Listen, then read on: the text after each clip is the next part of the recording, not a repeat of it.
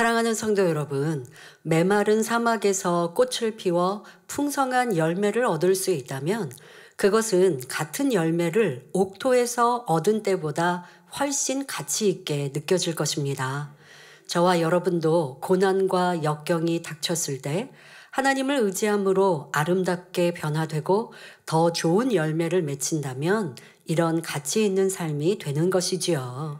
이 시간 증거되는 말씀을 마음에 새겨 여러분 것으로 이룬다면 분명 사막에서 얻은 열매 이상의 가치 있는 삶을 살게 될 것입니다. 이런 관점에서 오늘 본문 말씀에 나오는 요셉은 참으로 대단한 인물입니다. 형제로부터 미움을 받아 타국의 종으로 팔려갔고 악한 죄인으로 낙인 찍혀 감옥에 갇힌 신세가 된 요셉이 하나님을 신뢰함으로 역경을 딛고 일어나 얼마나 찬란히 아름다운 열매를 맺혔는지 살펴보겠습니다. 이를 통해 여러분의 삶에 대입하여 보므로 사막에서도 꽃을 피우고 열매를 맺는 복된 성도님들이 되시길 바랍니다. 말씀을 듣고 그 말씀 참 옳다. 요셉은 참 대단해. 그치시면 소용이 없습니다. 요셉은 그래도 믿음이 좋고 중심이 좋은 사람이니 하나님께서 이렇게 축복해 주셨지 하고 끝나면 안 됩니다. 여러분들에게 적용하셔야 돼요. 여러분들이 주어진 어떠한 역경과 어려움에도 요셉보다는 훨씬 나아요. 그러니 불평원망이 아니라 나도 하나님을 의지하여 새로운 삶으로 살리라 라고 다짐하시고 그렇지 못했던 것을 회개하고 돌이킬 때 얽히고 설킨 문제가 해결될 것이고 시험 환란이 떠날 것이며 질병균 문제가 또 온몸의 연약함이 치료되고 강건함을 얻어 복된 삶을 살 수 있습니다. 그래서 말씀이 여러분들에게 물질의 축복도 또 우리의 삶 속에서의 형통한 복도 누릴 수 있고 하나님 앞에 사랑받는 길을 깨달으시길 바랍니다. 사랑하는 성도 여러분, 요셉은 야곱의 12 아들 중 11번째로 태어났으며 하나님께서 아버지 야곱에게 내리신 복을 누리며 좋은 환경에서 성장하였습니다. 또한 야곱을 통해 그의 조상들에게 역사하신 하나님에 대해 들었고 알았으며 믿음을 갖게 됩니다. 자기 아버지 야곱이 베델에서 만난 하나님, 곧 이삭의 하나님, 아브라함의 하나님에 대한 돈독한 신앙을 키우며 성장한 것입니다. 그런데 요셉의 10명의 형들은 요셉과는 어머니가 달랐습니다. 아버지는 같지만 어머니는 달랐습니다.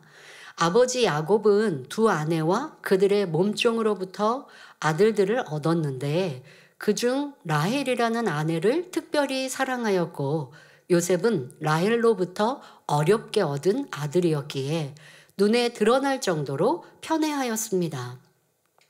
요셉에게만 좋은 옷을 입히기도 하고 요셉이 형들의 과실을 일러 바치는 말을 듣고 형들을 꾸짖기도 하니 형들은 요셉을 아주 미워하였지요. 그런데 여기서 한 가지 깨달을 내용이 있습니다. 요셉은 형들의 불의를 보고 가만히 있을 수 없어서 아버지에게 알리며 그것을 스스로 정당하게 여겼습니다. 그런데 이것이 바로 요셉이 생각하는 의였다는 것입니다. 여러분, 우리가 의, 옳다, 의는 옳다라는 것이죠. 자, 그런데 이 옳다라고 하는 것이 사람마다 각기 다르다는 걸 설교시 참 많이 듣고 있습니다. 옳고 그르다라는 걸 결정하는 게 각자 사람의 양심이죠. 그런데 이 양심도 사람마다 다르기 때문에 이건 옳아, 저건 저렇게 하면 안 돼 라고 하는 자기의 의가 각기 다르다라고 여러분 설교 속에 듣고 있고요. 또 무엇보다 내가 옳다는 의와 하나님이 옳다고 하시는 의가 다르다는 거, 이게 가장 큰 문제죠.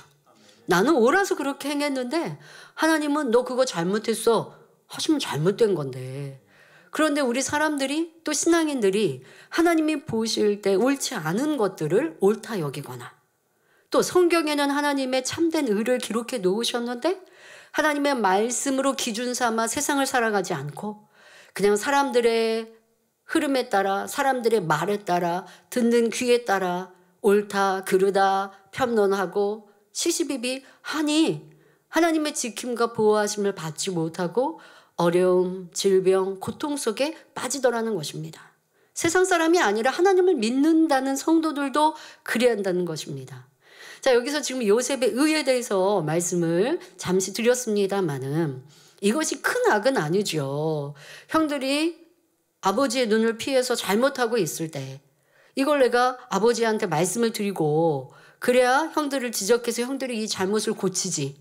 이런 좋은 마음이었지만 이 상황을 다른 표현으로 하면 고자질이라고 한단 말이에요. 근데 형제 안에서 이렇게 자꾸 고자질을 하면 형제의 의가 갈라지게 되고 서로가 자꾸 경쟁하듯 이런단 말이에요. 저희도 성장하면서 원로 목사님께서 저희 가운데 굉장히 경계하신 것 중에 당연히 신앙 안에 하나님을 첫째로 사랑하는 건 가르치셨고 그리고 형제의 어떤 잘못을 고자질하는 걸 싫어하셨습니다. 그건 잃는다라고 이제 표현을 하잖아요. 그걸 싫어하셨어요. 그래서 그렇게 지금 이 야곱은 아들 요셉이 형들의 잘못에 대해서 얘기할 때 그 얘기를 듣고 형들을 야단을 친단 말이에요.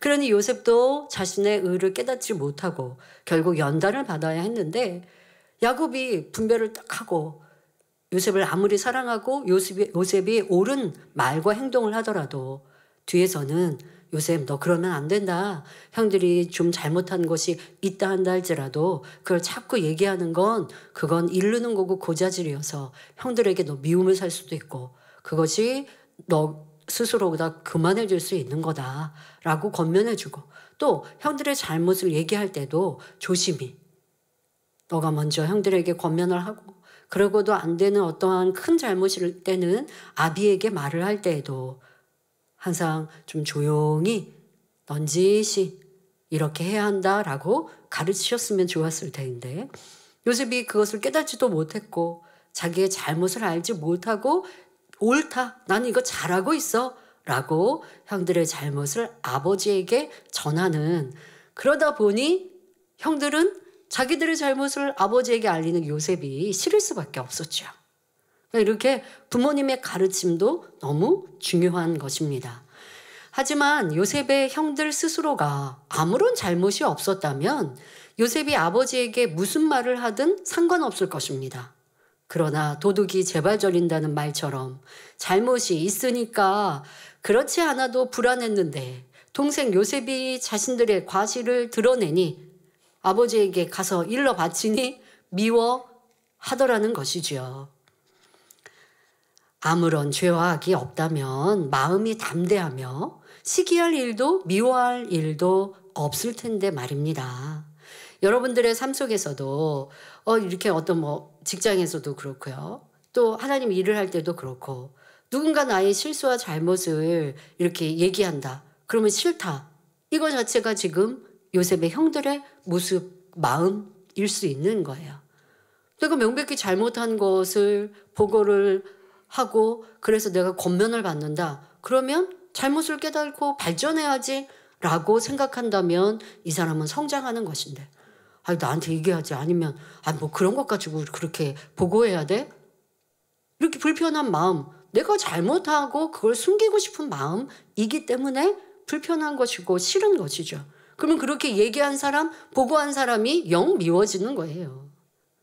지금 요셉의 형들의 악함이 내게 있지 않았나 살펴야 합니다.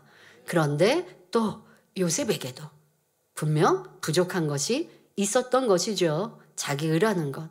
요셉 편에서도 하나님의 지혜를 받아서 자기가 옳다 여기는 의를 선으로 바꾸었다면 형들의 시기와 미움을 받지 않을 수도 있었을 것입니다.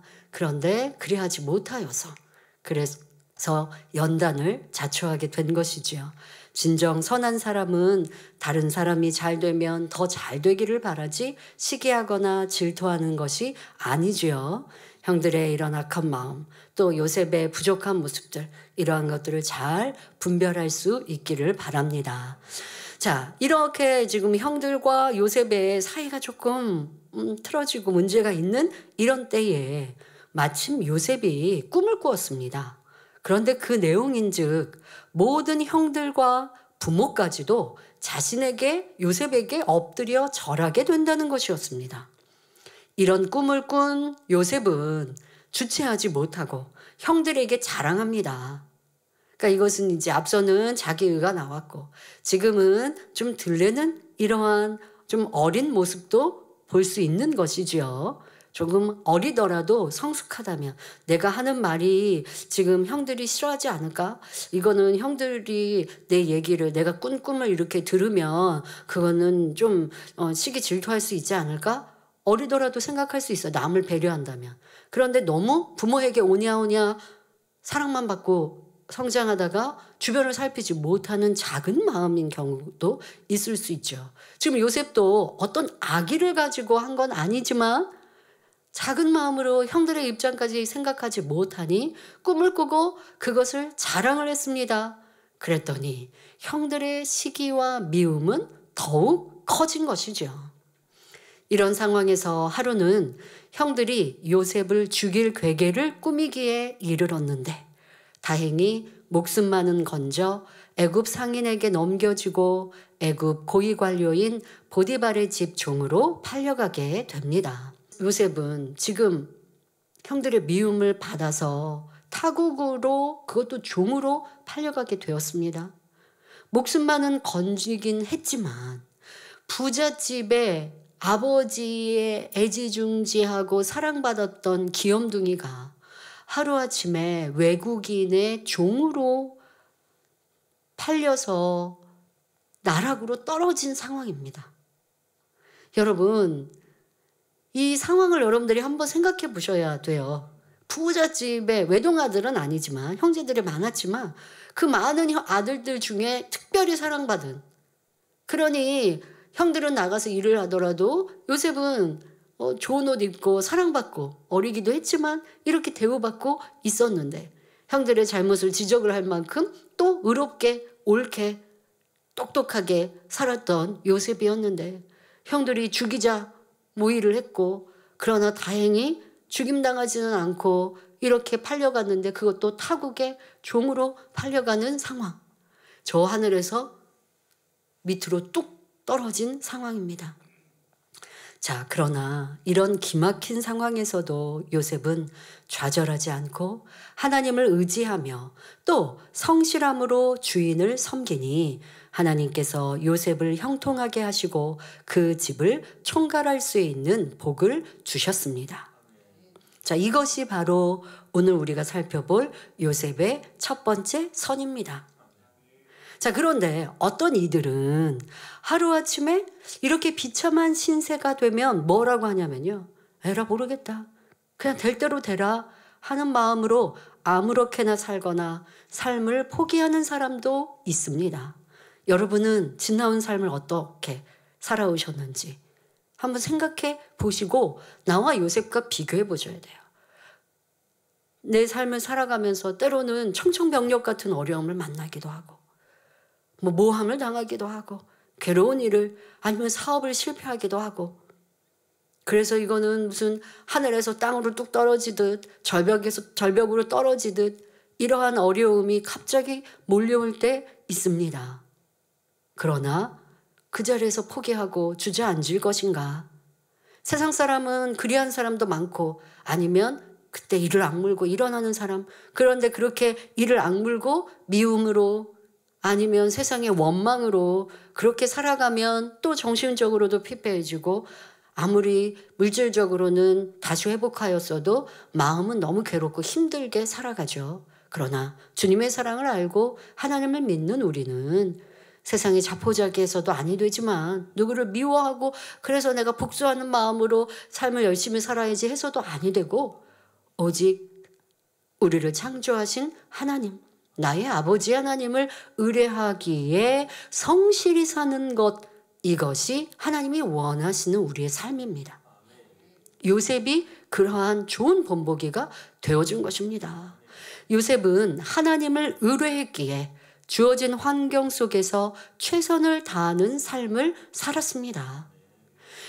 여러분들 이게 중요합니다. 하나님 도와주세요 라고 하면서 내 삶을 최선을 다하진 않아요. 여러분, 하나님은 우리가 행할 때 도와주십니다. 그냥 밭이 있는데, 내 땅이 있고 밭이 있는데, 내가 농부인데 밭을 일구고 씨를 심고 가꾸고, 그러면서 하나님 이른비 늦은비 주시고요, 햇살 나리워 주시고요, 풍년 일게 해주세요 라고 내가 수고하고 노력하면서 하나님의 도우심을 구해야지, 그냥 빈 땅과 밭을 두면서 하나님 올해도 풍년 일게 해주세요, 절대 하나님의 역사가 임하지 않습니다. 지금 요셉은 자기 삶에 어디 희망이 없어요. 종이 돼서 이제는 먹는 것도 좋겠습니까? 예전하고는 비교가 안 되게 그렇게 음식이든 옷이든 생활 자체가 얼마나 피폐해졌겠습니까? 그러면 사람들은요, 낮은 삶에서 자족하며 살아서 거기에서 또 한 걸음 한 걸음 일어나야 되는데, 나 옛날에 이런 거 먹지도 않아서 쳐다도 안 봤어. 무슨 소용이 있어요? 지금은 그거 허겁지겁 먹어야 되는데. 이런 말을 하거나 이런 행동을 하거나 하면 주변의 사람들도 무시할 것이고 자기 삶도 점점점 괴롭지요.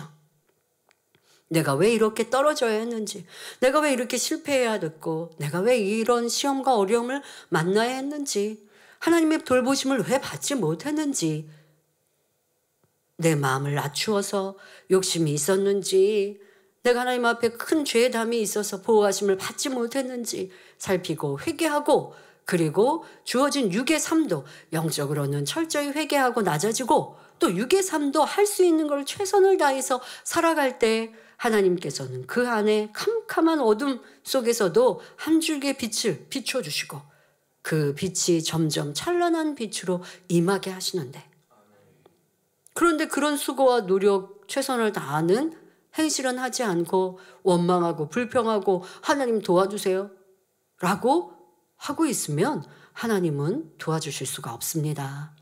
여러분들의 삶이 어떠하셨는지 돌아보십시오. 어려운 일이 생기고 힘든 상황이 있어도 하나님을 의지하여 감사하며 더욱 힘써 기도하고 삶에서 최선을 다하셨습니까? 아니면 주변과 사람들을 원망하고 짜증내며 의욕도 잃고 하던 일도 대충 하거나 힘들어하지는 않으셨습니까? 왜 나는 하나님을 믿는데 현재 삶도 그래야 합니다. 왜 형통하지 못할까? 왜 더 크게 복을 받지 못할까? 이유를 알아야죠. 어떤 경우는 심지 않아서 받을 게 없는 경우도 있고, 또 내 삶에 성실하게 살지 못해서 하나님이 도와주실 수 없는 경우도 있고, 부족한 부분들은 깨우쳐서 공부하고 노력하고 수고해야 되고, 게으르면 성실하게 자기의 습관을 바꿔야 되고, 그런데 자기는 노력하지 않고 하나님 도와주세요. 여러분, 다니엘처럼 나와 기도 열심히 했습니다. 하나님 저 지혜 주시고요. 회사에서도 인정받게 해주시고 일의 성과도 잘 나게 해주시고요. 기도했다고 해서 내일 그렇게 되는 거 아니에요. 기도했으면 하나님 도와주실 거예요. 그런데 내가 행해야 하나님이 도와주시죠. 그래야 하나님이 능력 주시지, 그렇지 않으면 도와주실 수가 없어요. 이러한 행함에 대해 지금 요셉은 심히 어렵고 힘든 차포자기할 이런 상황에서 자기의 삶을 성실로 식물을 삼았다. 이것이 첫 번째 선인데 그 기본 안에는 하나님을 의지했기 때문입니다. 자, 여러분들의 삶에 내가 하나님을 의지하여 기도하였지만 행함은 얼마나 최선을 다했는지 돌아보셔야 합니다.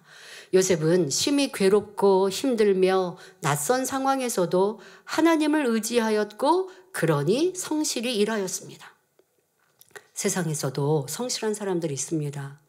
실패했어도 낙담하지 않고 또 일어나는 사람들 있어요. 그런 사람은 또 자기의 삶을 아름답게 만들어갈 수 있어요.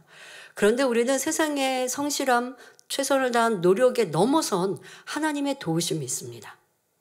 하나님을 의지하면서 성실하면 세상에 최선을 다하는 것 이상의 열매를 내고 하나님이 도와주시는 거예요. 그냥 내가 성실하라는 게 아닙니다. 하나님을 의지하여서. 요셉도 성실히 일하고 자기의 삶을 다시 자포자기 안 하고 포기하지 않고 내가 이제 무엇이 잘못됐지, 내가 왜 이러한 상황을 만났지 점검하고 돌아보면서 성실히 일할 수 있었던 건 위대하신 하나님, 살아 역사하시는 하나님을 믿었기 때문입니다. 육의 아버지 야곱으로부터 들었지 않습니까? 야곱도 얼마나 큰 연단을 받았고 아무것도 없는 무일푼과 같은 상황에서 하나님의 도우심으로 또 거부가 되었고 이러한 많은 상황들 또 선진들의 믿음의 조상의 이러한 일들을 듣고 보았던 것을 마음의 믿음으로 담았기에 지금 내 삶이 실패한 것 같고 어려운 것 같아도 내가 하나님을 의지하여서 최선을 다하면 하나님이 나를 살리시고 도우실 거야. 이 믿음이 있었기에 성실하게 행하고 그러하니 하나님께서 형통하게 역사해 주셨던 것입니다. 성실하게 일하되 어떻게 일했냐? 주인의 소유를 자기의 것처럼 정성 다해 관리해 나갔습니다. 그냥 일하는 일꾼처럼이 아니라 여러분 우리 보통 얘기하잖아요. 주인과 종업원 다르다고. 그래서 식당 갈 때요. 식당이 이제 폐점하는 시간 있죠. 문 닫는 시간. 그 시간 조금 앞두고 식당에 들어갔습니다. 예를 들어 밤 9시에 문을 닫아요.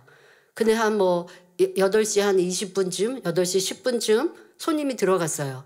종업원이 있으면요. 저희 9시에 문 닫는데요. 그러면 나가시라는 얘기나 마찬가지죠. 그런데 주인은 어떻게 할까요? 그 8시 20분에 와서 혹시 9시 10분, 20분에 나가는 손님이라도 주인은 받아줘요. 여러분 그런 경험 있으실 거 아닙니까? 그럴 때 느껴보셨습니까? 아, 주인과 종업원의 차이. 여러분들도 일하는 곳에서 그런 주인 정신으로 일을 한다면 주인에게 인정받고 사랑받는 것이에요.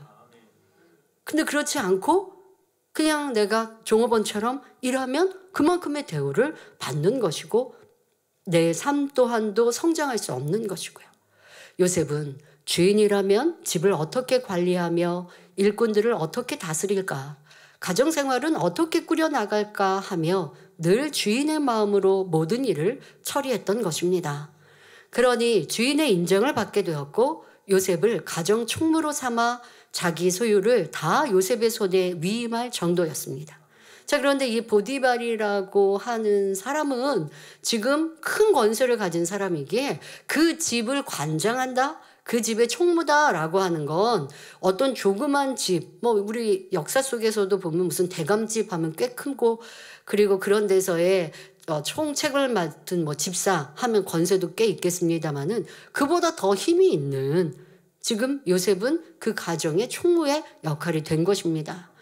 만일 이때 요셉이 노예로 팔려갔을 때 너무도 억울한 상황에서 당장 벗어나기 위해 무리하게 탈출을 시도했거나 도망하려 했다면 영화 같은 데 보면 그렇지 않습니까? 팔려간 내가 원래 종도 아니고 어떤 상황에서 종으로 이렇게 팔려가고 하면 도망가려고 하죠. 자, 요셉이 만약에 그리 했다면 혹은 불성실한 태도를 보였다면 주인에게 인정받지 못했을 것입니다. 그러나 요셉은 성실히 주인의 마음으로 일하니 저 낮은 곳에서 주인의 눈에 딱 띌 수밖에 없었고 주인이 너가 내 집의 모든 거를 책임져라 하는 권세를 줄 수 있었던 것이지요. 성도 여러분, 여러분의 삶은 어떠한지요? 성실한 사람들은 어떻게 하면 상사의 눈을 피해 좀 더 쉴까? 좀 더 쉬운 일을 할 수 있을까 하는 것이 아니라 어떻게든 더 잘하고 성과를 내기 위해 자기에게 맡겨진 모든 분야에 최선을 다합니다. 직장인들의 경우 돈 때문에 할 수 없이 한다든가 이만큼 돈을 받으니 이 정도 일하면 되지. 나는 내 보수가 별로 탐탁지가 않아요. 그러니까 난 그만큼만 그냥 일해 라고 생각하면서 일한다면 기쁨이 없을 것입니다. 그러나 일 자체를 사랑한다면 그 마음이 기쁘고 충만할 뿐 아니라 일에 대한 대가로 주어지는 월급 또한 가치가 더해질 것이니 행복해지지요. 세상 살아가는 직장인들이 자기가 하고 싶은 전공을 아니면 내가 하고 싶은 일을 다 할 수는 없습니다.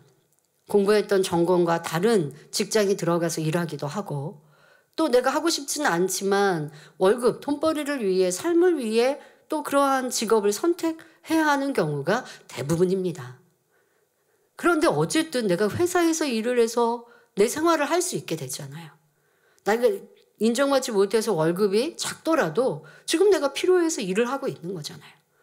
그러면 마음가짐을 바꿔야 되는 거죠. 아, 나 그냥 여기서 일 좀 하다가 나 그냥 뭐 몇 개월 뒤에는 그만둘 거야 하고 뜨내기처럼 일을 하면 열심히 할 일도 없을 것이고 즐겁지도 않습니다. 더더욱 아유, 내 몸값은 이거 아닌데 나 이렇게밖에 대접 못 받네 하고 그냥 내가 대충 일을 한다. 그러면 성과도 나지 않을 거고, 그리고 항상 월급날 되면 이 월급 보면서 즐겁지도 않고 나갈 때는 많고 이 수입은 적고 불평불만만 가득해요. 어차피 달라지지 않으면 그 상황에서 감사하고 더 좋은 삶으로 여러분 바꿔갈 수 있는 건 지금 말씀드린 대로 긍정적인 생각입니다. 그러니까 난 돈 때문에 이래. 그냥 살아야 되니까 직장 다녀. 아, 이건 내 취미 아니야. 나 이거 원하는 일 아니야. 원하는 일 아니어도 해야 되는 게 성인으로서 의무예요. 그럼 주어졌으면, 내가 선택했으면 하루 일을 하더라도 즐겁고 재미있게 일한다면 그 하루의 일당조차도 뿌듯할 것이고, 내가 오늘 이렇게 일했더니 이만큼의 수입이 있었구나.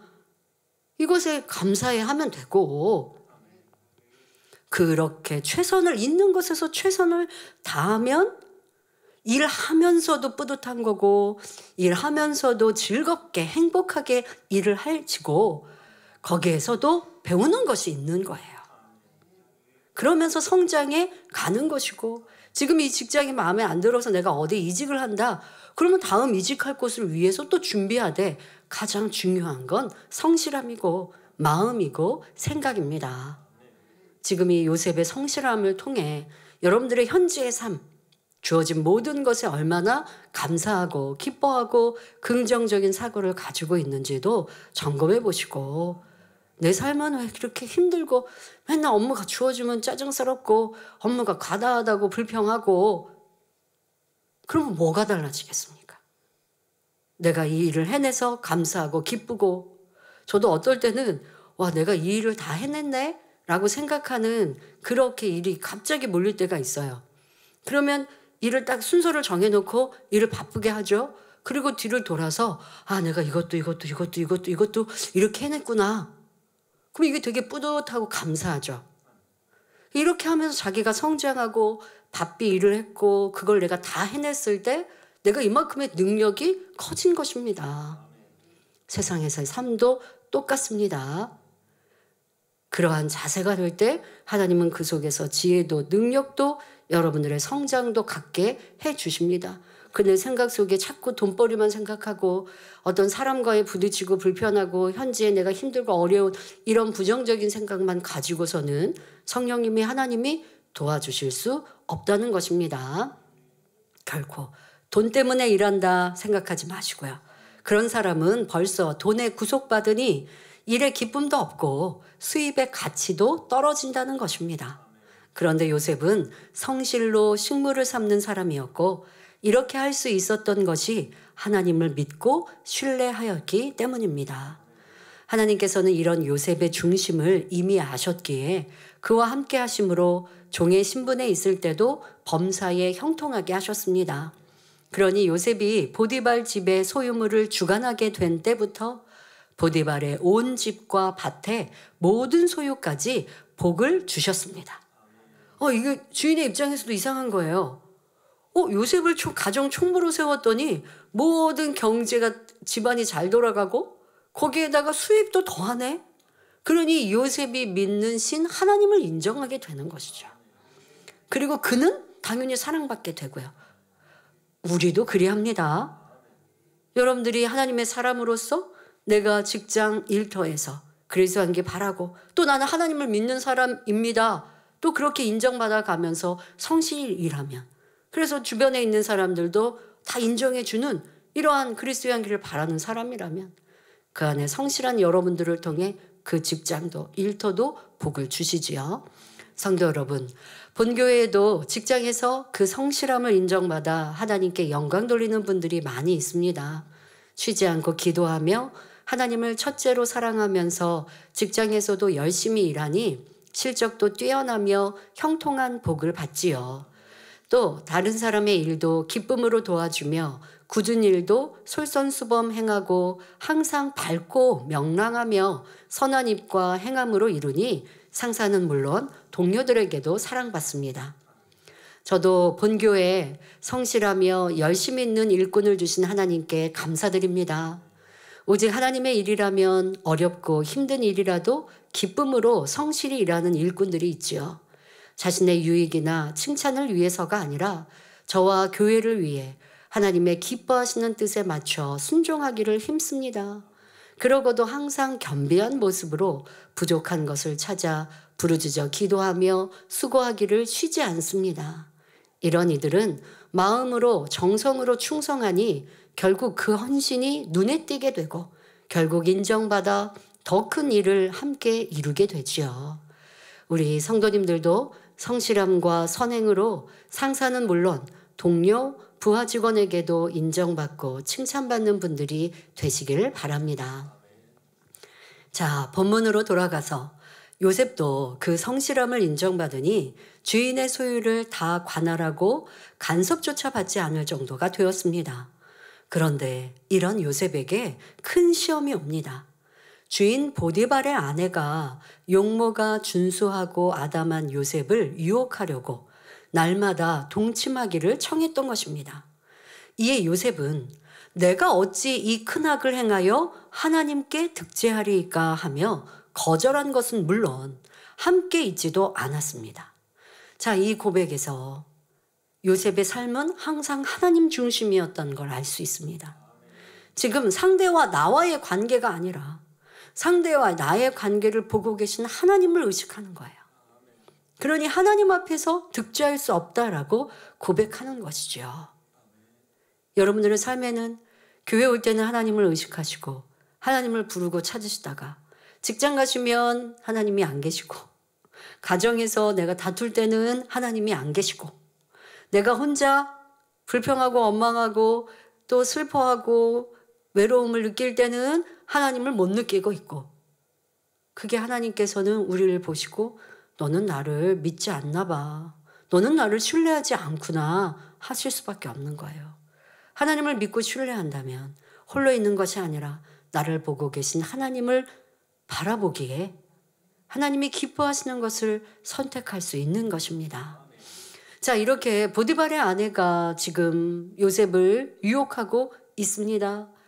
요셉은 꿈쩍도 안 하지요. 그런데 어느 날 요셉의 옷을 잡고 유혹하는 주인의 아내를 뿌리치느라 겉옷까지 버려두고 나온 요셉에게 앙심을 품은 여인은 자신의 남편 즉 보디발에게 거짓말을 합니다.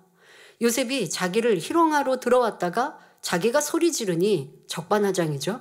옷을 버려두고 도망갔다며 요셉의 옷을 내보였던 것입니다. 완전 말이 바뀌죠. 상황을 완전히 다르게 얘기하죠. 그런데 들고 있는 옷이 요셉의 옷이니 이게 증거가 되는 것입니다. 보디발은 요셉에게 심히 노해서 확인해 보지도 않고 왕의 죄수들을 가두는 감옥에 넣어버립니다. 여기서 요셉의 또 한 가지 선을 찾아볼 수 있지요. 요셉은 형들에 의해 종으로 팔려 타국의 보디발의 집에 왔지만 마음 중심으로 주인을 섬기며 성실히 일하니 주인에게 인정받을 수 있었습니다. 이로 인해 큰 어려움을 피하고 이제 조금 편안해진 것이지요. 그런데 이때 안주인이 불의한 청을 하니 심히도 난처한 상황이 될 수 있습니다. 사람들 중에는 이러한 때 거절하면 내게 어떤 불이익이 올 줄 모르고 곤란을 겪을까 봐 어쩔 수 없이 그 요청을 들어주었다고 변명하기도 합니다. 하지만 요셉은 하나님과 주인 앞에 그리고 자기 자신에 대해서도 부끄러운 일을 할 수 없어 단호히 거절하며 오직 정도를 쫓았던 것입니다. 이것이 하나님께서 원하시는 중심이요 인정하시는 선입니다. 사람을 보거나 자신의 유익을 계산하는 것이 아니라 매사에 하나님 중심, 진리 중심으로 생각하고 선택하는 것이 진정한 믿음이요 신앙인의 모습이지요. 여러분들도 이 사회 생활을 하다 보면 또 세상 사람과의 관계 속에서 지금 이 요셉의 난처한 상황. 근데 요셉은 선택할 때 이럴까 저럴까 이런 난처함이 아니라 지금 우리 보통 사람들의 입장에서는 참 이러한 나중을 생각하면 이 난처한 선택의 기로구나라고 표현한 것이지 요셉은 이런 두 마음이 없었습니다. 근데 세상에서는 이러한 일들도 참으로 많이 있다라고 말을 하지요. 상사와의 관계, 동료와의 관계, 어떤 회사에서도 돈의 문제도 그렇고 이러한 것들의 어려움이 있다고 말합니다. 하지만 우리는 하나님의 사람으로 하나님이 기뻐하시는 것을 선택하면 당장은 좀 어렵거나 당장은 좀 오해를 받거나 당장은 조금 나를 무시하거나 하는 것처럼 피해를 보는 것 같다 할지라도 결국 하나님은 진실한 사람을 높이시고 세우시고 인정받게 인도해 주십니다. 우리는 이렇게 하나님을 인정해 드리는 삶을 삽시다. 그런데 요셉은 이렇게 하나님께서 원하시는 선과 정도를 쫓았는데 그러니 이제 형통하게 돼야죠. 이 보디발의 아내가 모함한 것도 드러나야 되고 모든 일이 잘 풀려야 될 것 같은데 하나님을 선택했으니 이게 이제는 더 잘 되다가 어려움이 이제 잠깐 왔는데 이게 금방 회복이 돼야 될 것 같은데 그런데 그렇지 않았습니다. 다가오는 것은 더 큰 어려움이었습니다. 종이었는데 이제는 감옥에 갇히는 죄수가 되고 만 것입니다. 그것도 주인의 아내를 희롱했다라는 수치스러운 죄목으로 말입니다.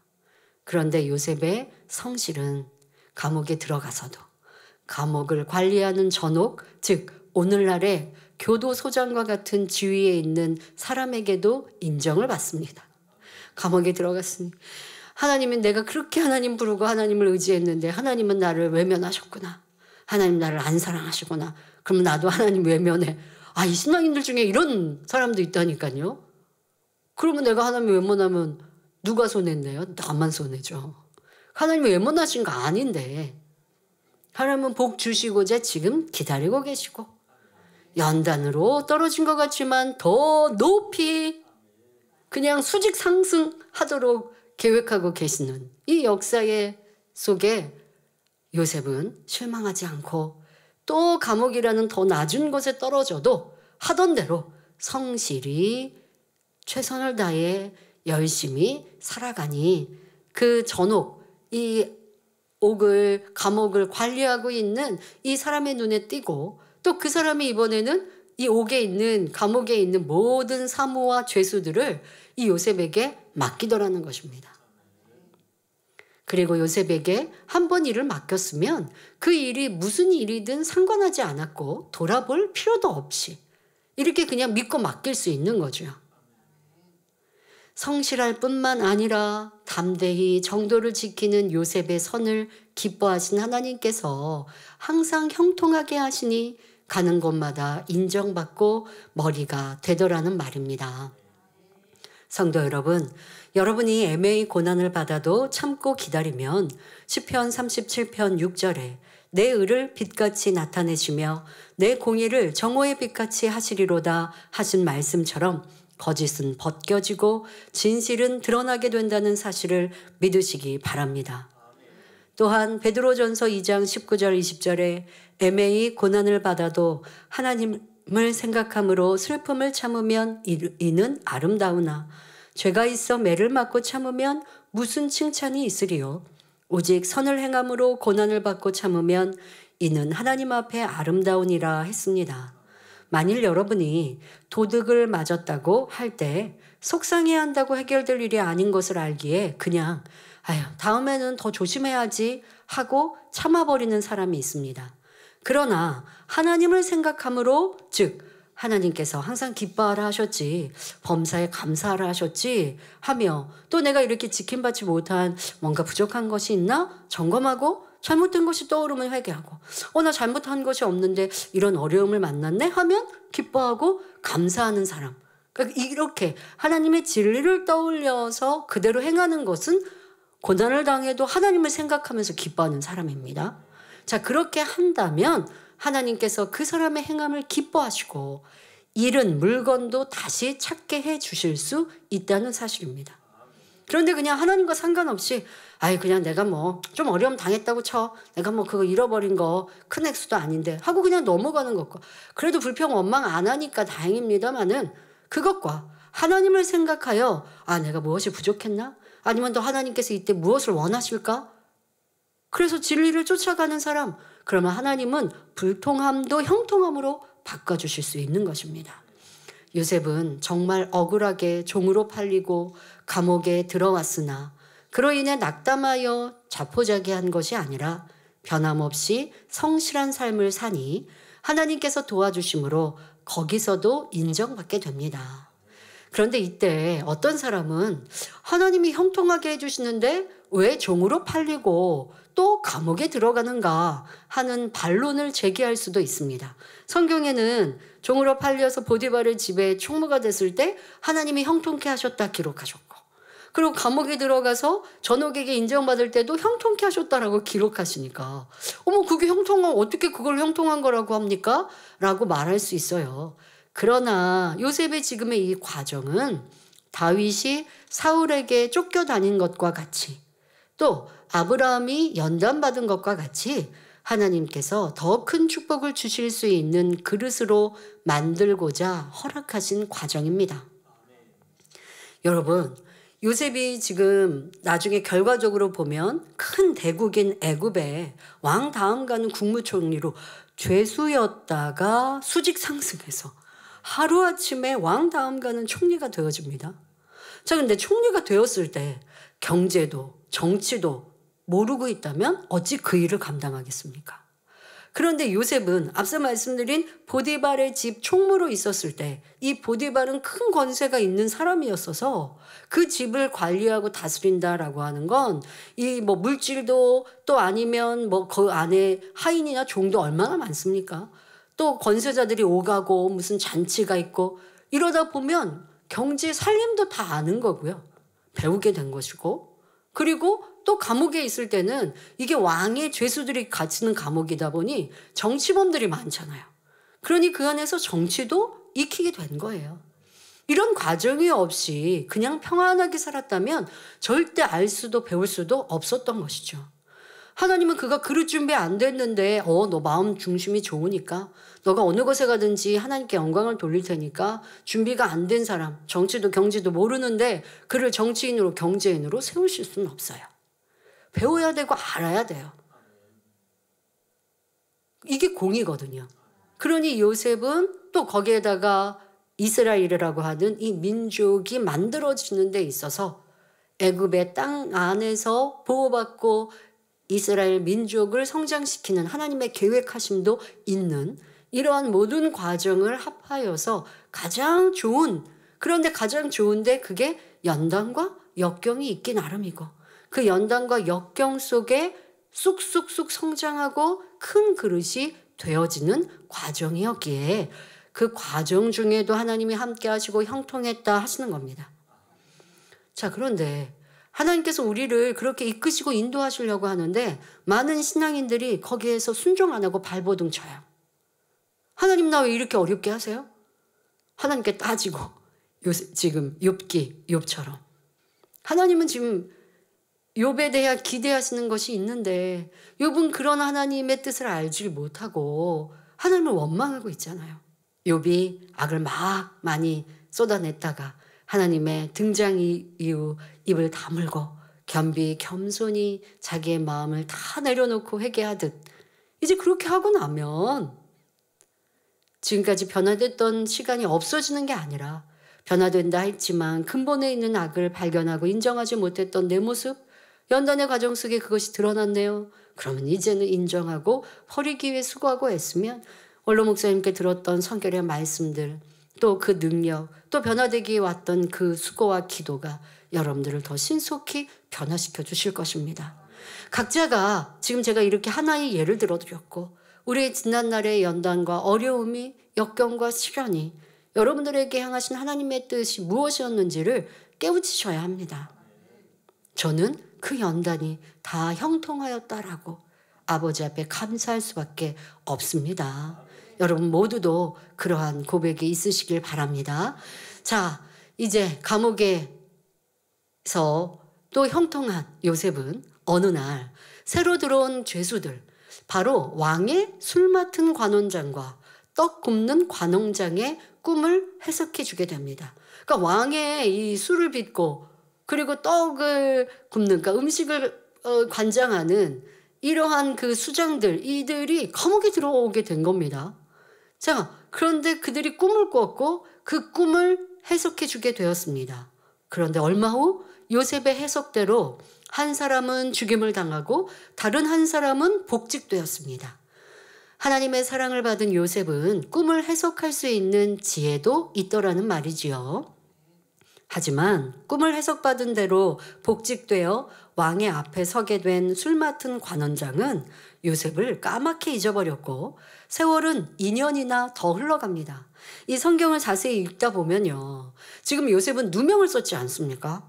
누명을 쓰고 들어왔어요.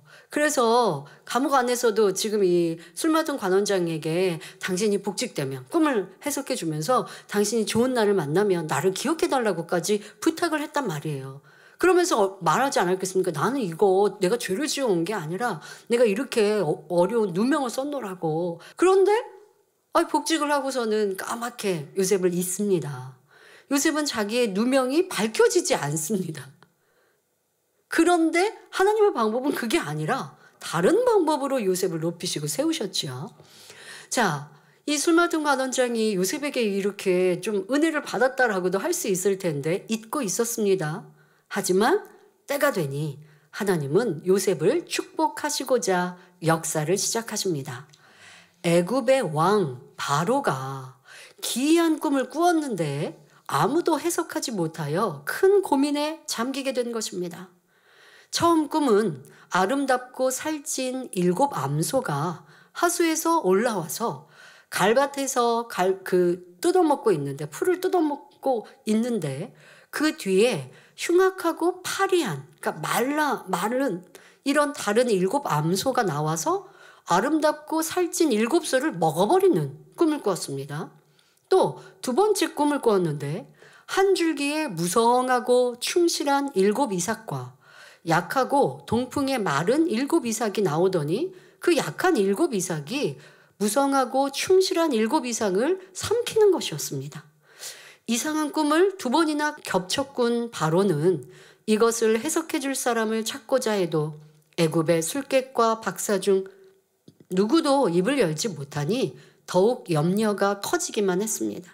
그런데 이때 술 맡은 관원장이 요셉을 떠올려서 왕에게 추천한 것입니다.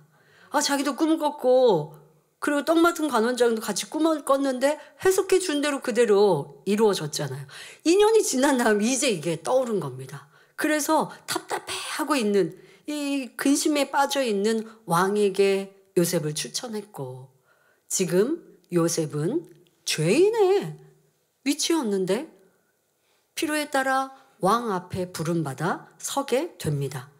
창세기 41장 25절부터 보면 요셉은 이 꿈을 풀 것을 요청하는 바로에게 먼저 말합니다.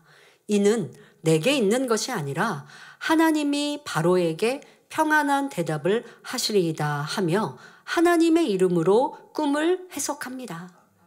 매사에 하나님 중심의 삶이었죠. 그래야 하나님이 기뻐하십니다. 충성하고 열매내고 해놓고 내가 이렇게 수고했어요 한다면 하나님의 영광 받으시기 부족하고 다음에는 그러한 복을 주실 수 없지요. 그런데 요셉은 이 꿈을 푸는 것도 하나님이십니다 라고 고백합니다. 그리고 해석하지요. 즉 7 좋은 암소와 좋은 이삭은 7해의 풍년이며 7 파리한 암소와 마른 이삭은 풍년 다음에 곧 이어질 7해의 흉년을 의미한다 말합니다. 그런데 이 기근이 너무 심해서 풍작에 앞서 있었던 7년 풍작의 소사는 간 곳도 없어질 것이며 동일한 꿈을 2번이나 겹쳐 꾸었으니 이 일이 속히 이루어진다는 것입니다. 이처럼 시원하게 꿈을 해석해 준 요셉은 이 일을 어떻게 대처해야 할지도 제시합니다. 즉 명철하고 지혜 있는 사람을 택하여 전 애굽에서 7해 풍년 동안의 소산을 모두 거두고 흉년을 대비하여 그 곡물을 보관하라는 것입니다. 사실 7해 동안 흉년이 지속된다면 참으로 큰일이 아닐 수 없습니다. 요즘도 아프리카의 여러 나라에서 기근으로 인해 고통당하는 모습은 차마 눈뜨고 볼 수 없을 정도로 비참합니다. 뼈만 남은 앙상한 몸에 벌레들이 수없이 붙어 있고 아이들은 고통으로 얼굴을 찌푸리고 있지요. 그러니 세계적으로 기아돕기 운동이 전개되지만 이렇게 문명이 발달된 오늘날에도 가뭄으로 인한 기근의 문제는 쉽게 해결되지 않는 것을 볼 수 있습니다. 오늘날에도 이러한데 당시 애굽 왕은 7년간이나 기근이 계속된다는 말에 얼마나 걱정스러웠겠습니까? 그런데 요셉은 꿈을 풀어준 것뿐 아니라 문제를 극복할 구체적인 방법까지 즉석에서 제시해 주니 이를 들은 왕이나 신하들이 모두 요셉에게 감탄하지 않을 수 없었던 것입니다. 여러분, 이것도 사회생활을 하면서 지혜로 여러분들이 한번 직장 업무 안에 대입해 보시기 바랍니다. 저도 교회를 하다 보면 어떤 일들이 어려운 문제들 아니면 발생한 문제들을 보고받게 되죠. 그러면 문제를 보고를 받고 그 다음에 제가 답을 내는 것과 문제를 보고해주는 일꾼들이 문제를 보고하면서 이런 일이 이렇게 생기거나 했는데 라고 하고 그리고 이런 방법을 한번 생각해 봤습니다. 라고 한다면 저는 참 수월한 거예요. 그런데 예전에 일을 해보면 문제만 덜렁하고 저한테 다 짐을 다 맡기는 거예요. 그래서 제가 일꾼들에게 제발 문제를 알았으면 문제에 대해서 대책을 자신들이 최선을 다해 생각하고 그 대책까지 나에게 보고하면 내가 여러분들의 답을 듣고 또 그 안에서 함께 더 좋은 답을 만들어낼 수 있고 일은 이렇게 해야 합니다 라고 말을 하고 그렇게 일을 헤쳐가라고 제안을 합니다. 여러분들의 직장 생활도 마찬가지입니다. 일을 하다 보면 여러분들이 한 실수도 있겠고 아니면 주변에서 일을 실수해서 회사라든가 어떤 업무에 지장이 되는 일도 있습니다. 그러면 상사는 그것을 해결해야겠죠. 해결하는 방법을 바로 제안을 해줄 수도 있겠지만 여러분들이 그 문제를 알았다면 문제의 해결책을 생각해보는 그러한 직원이 있다면 그 상사는 참 뿌듯하고 때로는 그 답이 100점이 아니어도 그 해결책을 전해줄 때 거기 안에다가 더 방법을 같이 모색하는 같이 문제를 풀어갈 수 있는 믿음직한 직원이 되는 거죠. 지금 이 요셉의 행함을 보시고 직장, 일터, 가정 또 사람들과 대화할 때도요. 여러분들이 어떤 사람과 대화하면 맨날 문제만 나한테 얘기하는 사람, 뭐 어떤 불평만 얘기하는 사람이 있는가 하면 어떤 일들에 대해서 문제를 얘기하면서 그런데 저도 생각해 봤는데요. 그래서 저는 이렇게 하면 좋을 것 같아요. 라고 제안한다면 그거 참 좋은 방법이다. 아니면 제안해 준 방법이 그래? 근데 이것보다는 이게 더 낫겠는데? 이렇게 하면서 일을 더 발전적으로 갈 수 있죠. 근데 그렇지 않고 계속 문제만 얘기하면 왜 저 사람은 불평만 하지? 이렇게 되는 경우가 있더라고요. 사회에서나 사람 관계에서도 이렇게 여러분들이 생각해 보시면 인정받고 칭찬받는 사람이 될 수 있을 텐데요. 바로 요셉의 지혜가 그리했습니다. 이렇게 바로 왕은 요셉의 꿈풀이 거기에다가 그 앞서서 명철한 이 문제 해결의 방법까지 제시해 주니 바로 왕뿐 아니라 그 얘기를 지금 듣고 있는 사람들이 다 입이 쭉 벌어지는 거죠. 야, 참 대단하다. 자, 이에 바로 왕은 말합니다. 창세기 41장 38절부터 41절에 이와 같이 하나님의 신에 감동한 사람을 우리가 어찌 얻을 수 있으리요? 이 모든 것을 내게 보이셨으니 너와 같이 명철하고 지혜 있는 자가 없도다. 너는 내 집을 치리하라. 내 백성이 다 내 명을 복종하리니 나는 너보다 높음이 보좌뿐이니라. 내가 너로 애굽 온 땅을 총리하게 하노라 말합니다. 마침내 요셉은 그 당시 강대한 나라였던 애굽의 제2인자가 된 것입니다. 그리고 요셉의 말대로 풍년의 소산이 바다 모래같이 많아 셀 수가 없을 정도로 각 성에 거두어 들이니 7년의 기근이 이르러 각국의 양식이 떨어졌을 때도 애굽 왕의 창고에는 곡식이 가득했습니다. 각지에서 먹을 것이 떨어진 사람마다 왕의 양식을 사려고 요셉에게 왔지요. 그러나 7년 동안 계속되는 흉년 속에서 이들은 모든 그러니까 백성들 또 주변에 있는 사람 타국에서도 모든 돈을 다 쓰고도 지금 자기네들은 양식이 없으니까 이 애굽에 와서 또 왕에게 와서 곡식을 달라고 청하려면 돈으로 사야 하잖아요. 그런데 내 소유를 지금 다 쓰고도 모자라서 소와 양, 말과 나귀 등 가축과 더 나아가 땅까지 왕에게 주어 곡식을 사게 된 것입니다. 그러다 보니 7년 기근이라 했잖아요. 나중에는 애굽의 모든 땅과 백성까지도 왕의 소유가 되었습니다. 먹고 지금 살아야지 지금 내 땅이 뭐가 중요하겠으며 내 목숨이 뭐가 중요하겠습니까? 결국 그러니 내 목숨도 나는 왕의 것입니다. 백성들이 자발적으로 그렇게 나오더라는 것이죠. 이 많은 왕의 소유를 관할한 요셉은 종이 된 백성들에게 토지를 경작하게 하는데 추수한 양 중에서 5분의 1을 바로에게 상납하고 나머지는 백성들이 종자와 양식으로 사용하는 토지법을 만들었습니다. 요셉의 이런 치리 방식이 참으로 선했음을 알 수 있습니다. 예를 들어 우리나라 조선시대 역사만 봐도 인색한 주인들은 소작인들에게 최소한의 것을 주고 그것도 아까워하는 것을 볼 수 있지요. 최소한 어떤 경우는 막 80%까지 농사를 짓고 한 이 소작인들. 그런데 땅 주인은 따로 있는 거예요. 그러니까 내 땅에 너희들이 농사하고 그리고 나한테 이만큼을 줘. 약속을 하는데 아주 악덕 주인들은 80%까지도 받아가면 그러면 그 소작인들은 뭐를 먹고 살겠어요. 근데 이제 나라의 법은 30%에서 50% 정도 이렇게까지 정해져 있는데 요셉은 5분의 1만 받았으니 백성들에게 나머지는 다 너희 것이다 라고 했다라는 것이죠. 요셉은 선하게 행하여 백성들의 처지를 충분히 고려하고 넉넉하게 배려해 주었습니다. 그런데 이 극심한 흉년으로 타국에서도 곡식을 구하러 왔습니다. 그 중에는 요셉의 형들도 있었지요.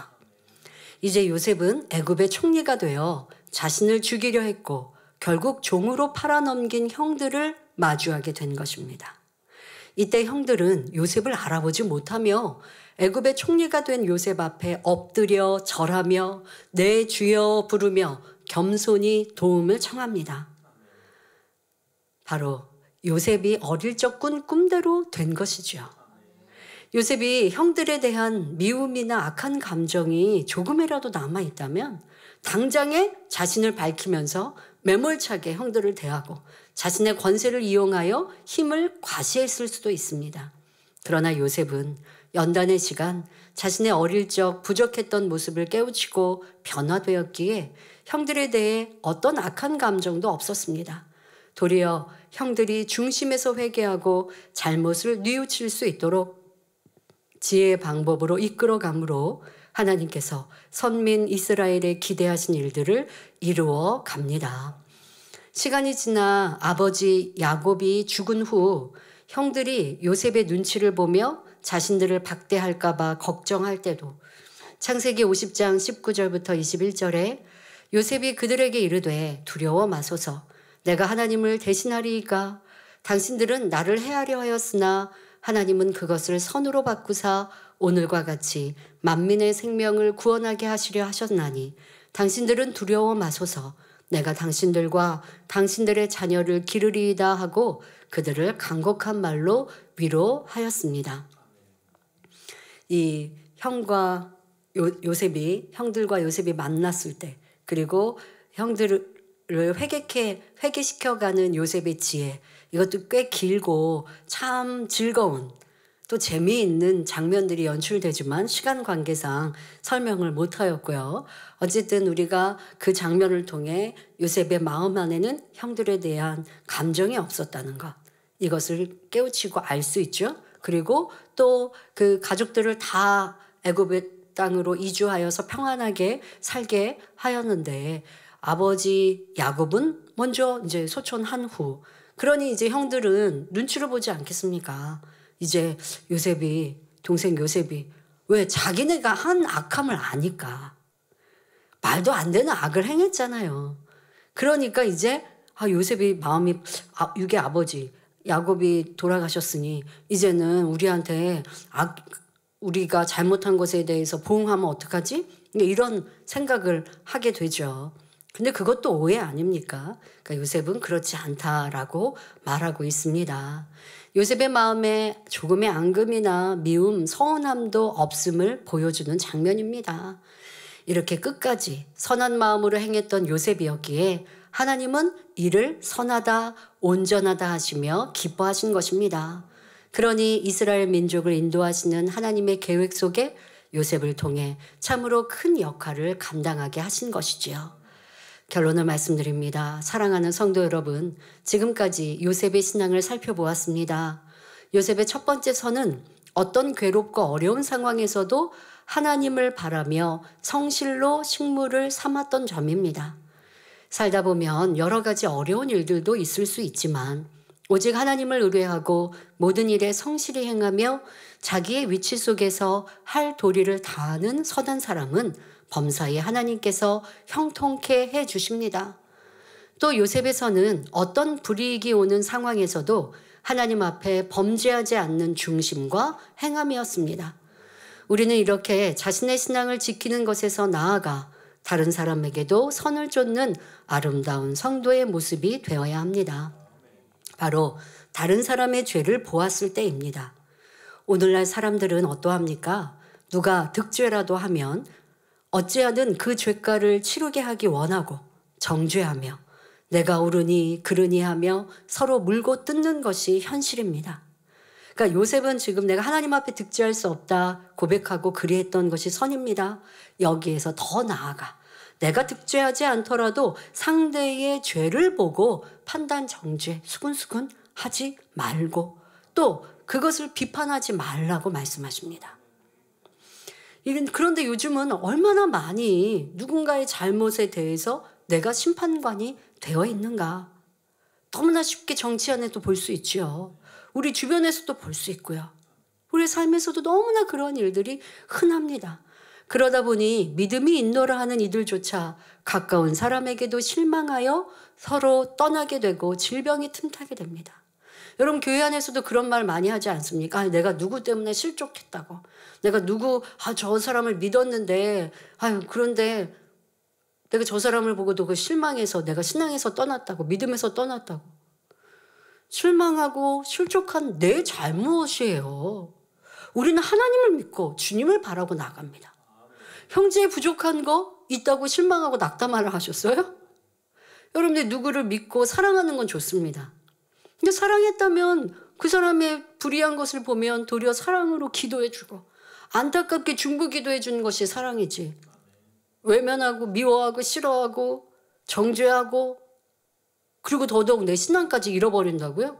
그것이 내 안에 악인 거예요. 그리고 교회까지 떠나버리면 하나님과도 관계가 멀어졌으니 하나님 앞에 갔을 때는 그 사람 탓할 건데요. 그럴 수 없잖아요. 교회 안에서도 이러한 모습들을 봅니다. 그래서 정죄와 불신 풍조로 인해 요즘 교회들의 열기가 식어지고 충만했던 기운이 사라져 침체해가는 것을 볼 수 있지요. 하지만 우리는 그러한 풍조를 따라서는 안 됩니다. 여러분은 판단 정죄하는 것을 회개하니 병들었던 것이 강건해짐을 경험하였을 것입니다. 사고 많고 질병 많은 세상에 교통사고나 각종 불의의 사고로부터 든든히 지켜주시고 죽을 일도 살아나게 하시며 실패와 좌절이 변하여 기쁨과 감사로 승화되는 것을 체험하셨지요. 설령 한때 떠났을지라도 그 은혜를 잊지 못하고 다시 돌아오는 성도들도 볼 수 있습니다. 흩어지는 것이 아니라 점점 모여들게 되고 불가능도 가능으로 바뀌며 성도들이 계속해서 영으로 들어갈 뿐만 아니라 영원히 잘됨같이 범사가 잘되며 강건함을 얻게 되지요. 이것이 바로 하나님의 선하신 뜻 안에서 주어지는 아름다운 복입니다. 그러니 나 스스로 득죄하지 않을 뿐만 아니라 나아가 하나님의 영광과 많은 영혼을 살리는 선이 얼마나 아름다운 일인지를 깨닫는 시간이 되시길 바랍니다. 또한 요셉은 자신을 죽이려 하고 종으로 팔아버린 형들을 용서하고 어떤 악한 감정도 없이 선과 사랑으로 품은 크고 넓은 마음을 이루었기에 하나님께 선하다, 온전하다 인정받으며 기쁨이 될 수 있었습니다. 우리 성도님들도 요셉과 같은 선을 사모하며 이루어 가시길 바랍니다. 그리할 때 사막과 같은 환경에서도 꽃이 피고 탐스러운 열매를 맺는 의인이 될 수 있는 것입니다. 모든 성도님이 이런 삶을 사심으로 영육간에 넘치는 복을 받아 누리시기를 주님의 이름으로 축원합니다. 할렐루야. 전능하신 사랑의 아버지 하나님, 이 시간 기도받는 모든 성도님들을 위해 안수하여 주옵소서.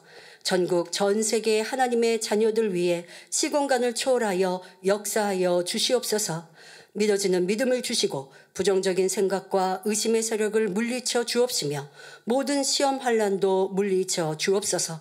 머리부터 발끝까지 오장육부, 뼈, 마디마디, 온몸의 신경, 조직, 세포 등 성령의 불로 태우시고 근본의 빛으로 역사하여 주옵소서.